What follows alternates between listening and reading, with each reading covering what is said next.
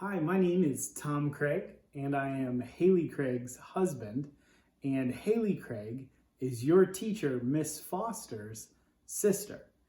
And so that's why I'm here, and I'm here to read this book, which is based upon one of my favorite Christmas movies called Elf. I want to add, if you stick around with me to the end of the book reading, I'll have some elf jokes for you guys. So here we go. This is the story of how Buddy the Elf saved Christmas. It's a story that begins many years ago.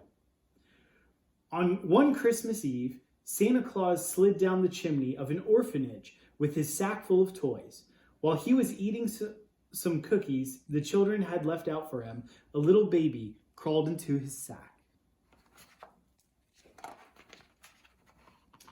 On Christmas morning, Santa and his elves were celebrating another successful year of gift giving when they heard a strange noise coming from the toy sack.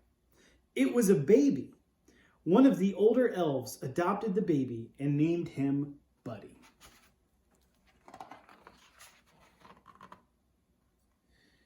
Although Buddy grew twice as fast, he was no different from the other elf children, and he had more Christmas spirit than anyone. But it wasn't always easy being human in an elf's world. Buddy could never make toys as fast as the other elves could. "I'm the worst toy maker in the world. I'm a cotton-headed ninny-muggins." "You're not a cotton-headed ninny-muggins. You're just special." Buddy did his best to fit in, but Papa Elf knew that he had to tell Buddy the truth. Papa Elf told the story of how Buddy had come to the North Pole as a baby. His human father, Walter, never knew that Buddy was born. Walter lived in a magical place called New York City with his family. But that wasn't all. Santa had one more surprising thing to tell Buddy. "Your father, he's on the naughty list." "No! Some people just lose sight of what's important in life," Santa explained. "That doesn't mean he can't find his way again. Maybe all he needs is a little Christmas spirit." Buddy was determined to bring Christmas cheer to his father and to all of New York City if he could. Buddy said goodbye to Santa, the elves, and Papa Elf. He knew they would always be there for him. "Bye, Buddy. Hope you find your dad." Buddy traveled through the 7 levels of the candy cane forest, past the sea of swirly, twirly gumdrops, and then walked through the Lincoln Tunnel.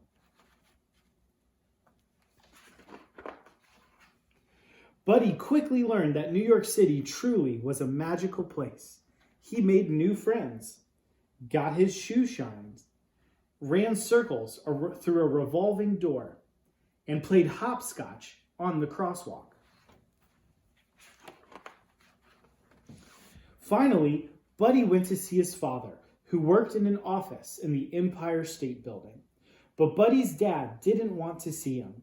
He didn't believe that Buddy was his son or an elf, and he ordered him to leave. Buddy was beginning to understand why Walter was on the naughty list. Buddy left feeling discouraged, but then he saw something that made him smile. A big store all decked out for Christmas. Inside, a girl named Jovi was decorating a Christmas tree. Buddy was glad to meet another human who shared his appreciation for the elf culture. Jovi told him that Santa would be visiting the store the next day. Buddy was so excited to see Santa again.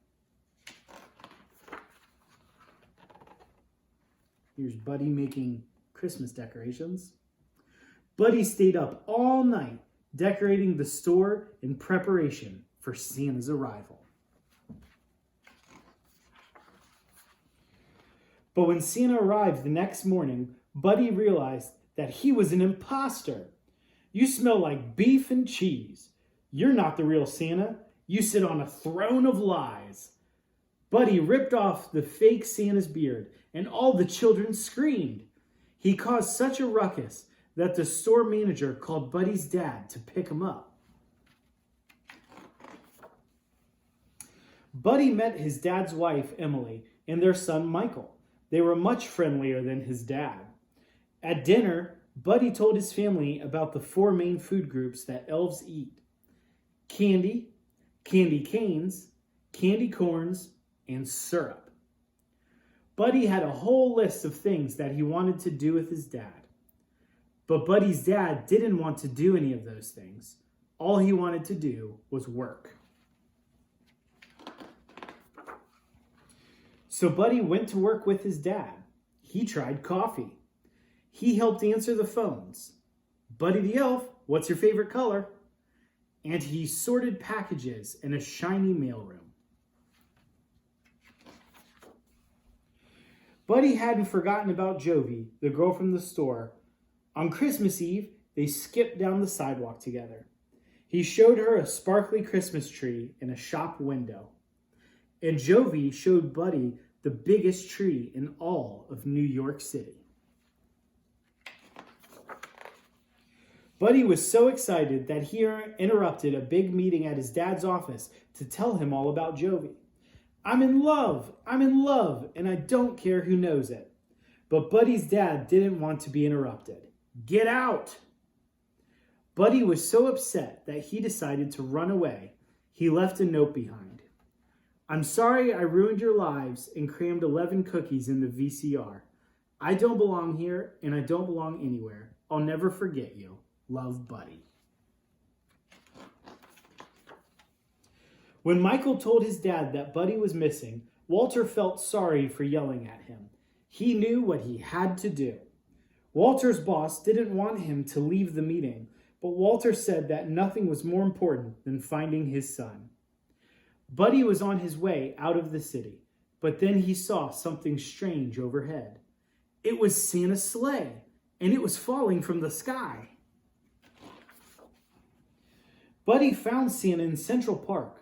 My sleigh can't fly without Christmas spirit, and there's no Christmas spirit anymore, Santa explained. I need an elf's help. But Santa, I'm not an elf.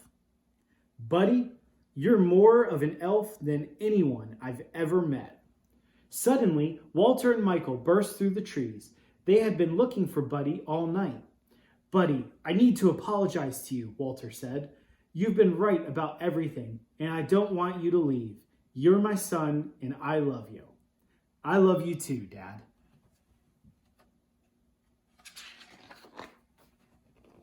While Buddy helped Santa fix the sleigh, Walter and Michael joined Emily and Jovi in the crowd outside Central Park. They needed to help people find their Christmas spirit. Jovi remembered something that Buddy had told her.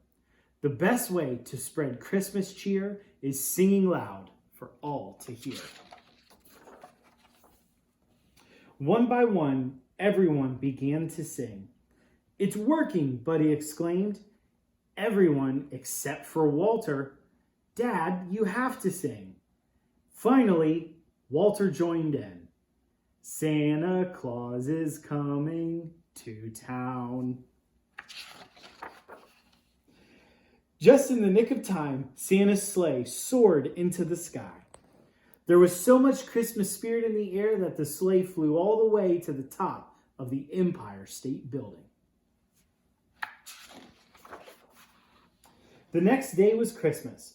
It was the best Christmas ever because Buddy got to spend it with his whole family, doing all of his favorite things: singing, giving gifts, and snuggling. And that's the story of how, with a little help, Buddy the Elf managed to save Christmas. And his spirit saved a lot of other people, too. The end.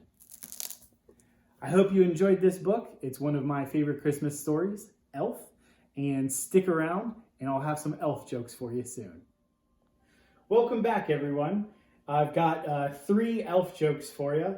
And you better sit down, because these are really funny. All right, let's get started. The first joke is, what kind of music do elves like best? Rap music. Get it? Like wrapping presents, rap music. It's pretty good, right? Next up, how many elves does it take to change a light bulb? How many do you think? The answer is 10. 1 to change the light bulb, and 9 to stand on each other's shoulders. Because the ceiling's so high for that little elves. Last one. What kind of bread do elves make their sandwiches with? I'll give you a hint. It's not white bread. Well, it's shortbread, of course. That's a knee slapper. All right, guys. Hope you enjoyed the elf reading and the elf jokes. Happy holidays. Merry Christmas.